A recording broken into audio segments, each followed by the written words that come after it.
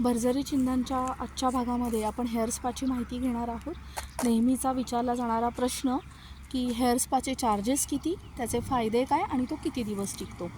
तर केसांची कोणतीही जी ट्रीटमेंट असते, हेअर स्पा असो किंवा प्रोटीन ट्रीटमेंट असो, नॅनोप्लास्टी असो, स्मूथनिंग रिबॉन्डिंग असो, हायलाईट्स असो, कोणतीही केसांची ट्रीटमेंट जेव्हा तुम्ही सलॉनमध्ये घेता तेव्हा त्याचे चार्जेस तुमच्या केसांची लांबी आणि जाडी म्हणजे लेंथ आणि वॉल्यूम यावर डिपेंड असते.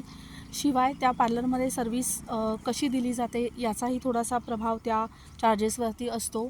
कोणता ब्रँड वापरला जाणार आहे हे सर्वात महत्त्वाचं असतं. त्यामुळे चार्जेस विचारून ट्रीटमेंट ठरवण्यापेक्षा तुम्ही ज्यांच्याविषयी चांगलं नाव ऐकलेलं आहे, जिथले रिझल्ट तुम्ही पाहिलेले आहेत, तिथे तुम्ही निश्चिंतपणे करू शकता. स्वस्त आणि महागच्या भानगडीमध्ये पडून बरेचदा नुकसान होतं.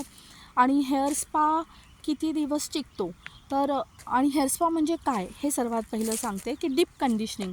तुम्ही जसं स्किनला तुमच्या सॉफ्टनेस किंवा तजेला आणण्यासाठी फेशियल करता, तसंच हेअर स्पा हे केसांना नरिशिंग डीप कंडिशनिंग करतं आणि सॉफ्टनेस देतं, शाईन देतं. तुमचा गुंता होण्याचे, केसांमध्ये गाठी होण्याचं प्रमाण कमी होतं आणि तो टिकण्यासाठी तुम्हाला छान ब्रँडची होम केअर वापरायलाच हवी.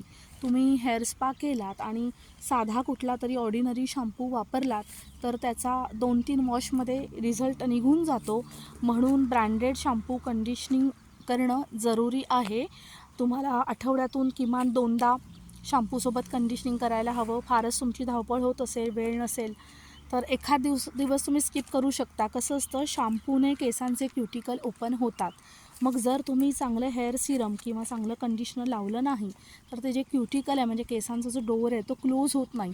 मग दिवसभराचं पोल्युशनचे वगैरे दुष्परिणाम किंवा सनराईजचे दुष्परिणाम फेस करावे लागतात. इव्हन तुम्ही बाहेर जरी जात नसलात तरीसुद्धा फॅनच्या हवेखाली जर दिवसभर बसून आहात तरीसुद्धा अजून फ्रिझी होतात केस. म्हणून शक्यतो शॅम्पूनंतर डीप कंडिशनिंग करणं गरजेचं आहे.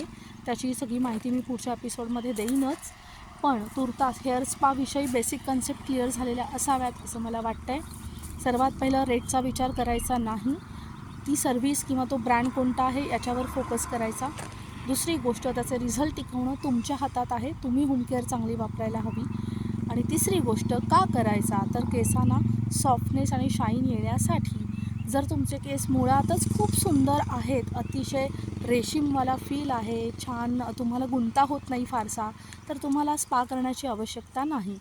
आणि घरी काय करता येईल या सगळ्यासाठी, म्हणजे आपलं जर स्पाचं बजेट नसेल आणि आपल्याला घरच्या घरी काही करायचं आहे तर ते पुढच्या एपिसोडमध्ये. थँक्यू.